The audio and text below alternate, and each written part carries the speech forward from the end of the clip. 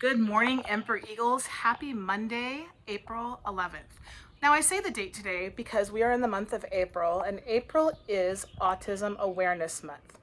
And as some of you know, that last week I put a bulletin board in the playground and I asked some of your thoughts. I borrowed that idea from Miss Honeywell LaRosa, and she does brilliant work with getting kids to share their ideas. And so I borrowed it for the day and I loved it.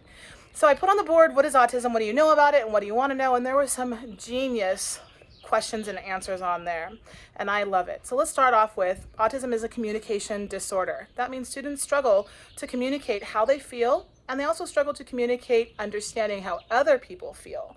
They struggle sometimes with emotions and kind of reading the cues of what's going on around them. Sometimes they have difficulty with speech, and they're very sensory driven. So what that means is sometimes you'll see them flapping their hands. They might go like this, or they might spin around in circles. That might make you dizzy, but it actually calms them down. Swinging on the swings is a great way for them to get that sensory input. And I'm going to show you something amazing at the end of my video that we have for all students, specifically with students with autism. So that's a special surprise at the end. You can see it peeking behind me right here. But I wanted to talk to you about some of your questions and thoughts that you had on there.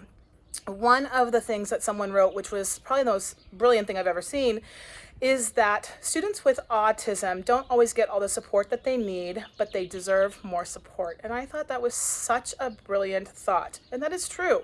Sometimes we may not understand them and they don't understand us, and so it's really hard to communicate. And so sometimes people just walk away. I know I've been out in public with my son who has autism, and people point or stare or laugh or judge, and they're like, oh, she's a terrible mom because he's throwing a temper tantrum. But that's the way he communicates.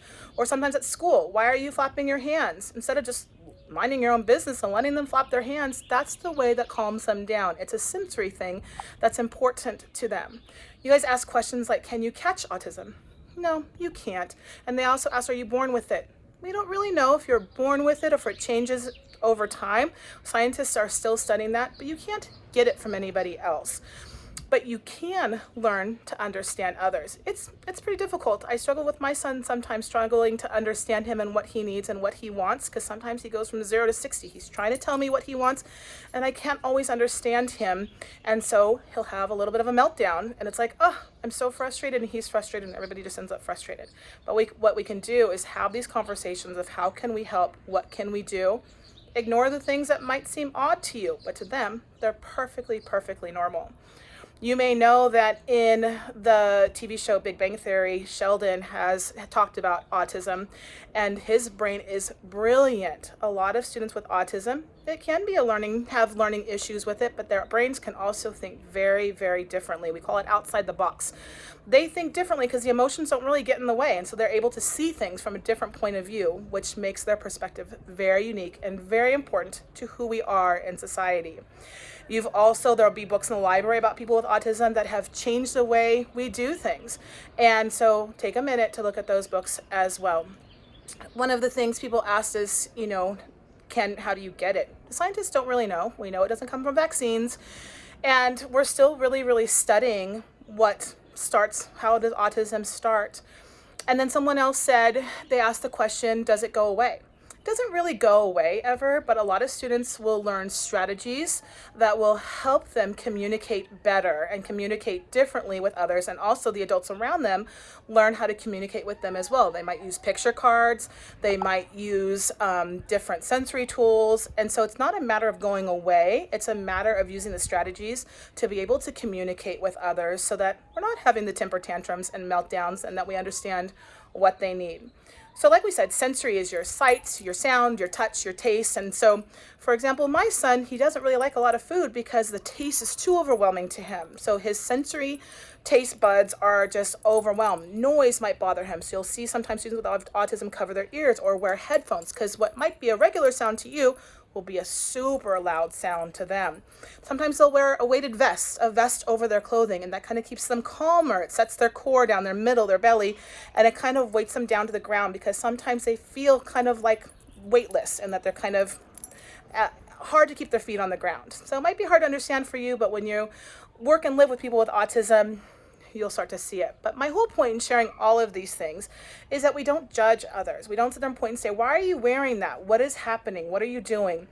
You learn, you become friends, you ask questions. You don't ask questions of the adults around them, you ask questions to them, and the adults will help you answer. They can hear you, they can talk, they can understand what you're doing. So we don't whisper around them, we don't talk to the adults around them. We communicate with these students and we ask them the questions that we want to know. And then you ask the adults that are in your life and say, hey, what can I do? What can I do to be helpful? One child, he's from the high school, he's almost an adult. His name is Tyler, and he came to school and said, I need to do an Eagle Scout project. And it's kind of the project for Boy Scouts. And he said, Mr. Dell, what can I do? And I said, I've always wanted a sensory wall for our school. And that is a place for students specifically with autism, but anybody can play with it, that they can go and play and have a good time for things that meet their needs. Sometimes they can't play at the sandbox with others because they don't always know how to communicate with others. But this is a place that they can get their sensory input in. They can play alone or they can play with others side by side, and it gives that social input. So this is what Tyler created. I'm so incredibly proud of him. So this is our sensory wall. It right now is in the kindergarten play yard, but we're going to fix some things and put it out for all the kindergartners and TKers to play with in preschool. And you see that there's balls that they can play with, and they put it in the piping. There is the pop-in buttons, there's letters, there's noises, there's magnet boards. It is just perfection. So he listened to what we needed at our school for our students, and he made it for us. And the motto of Boy Scouts is leave the place better than where you found it, and this is it. He changed our school for the better, and it gives kids a place to play where if they want to play alone, they can, but if others want to come up and play, they can do that as well. So I'm so grateful for Tyler and the project that he created and changed our school and will be beneficial to all of our students. Learn more about autism, ask me all the questions, ask your teachers, ask your friends, because the more that you know, the more information that you have, and the more that you can help others. And that's what it comes down to. And if it doesn't affect you, you just move on. I'll remember that I love you. I hope you have an amazing week. Happy Autism Awareness Month. Ask all the questions. Remember to be a leader, and they ask the questions. Wash your hands, and always know that I love you. I love you. Happy Monday.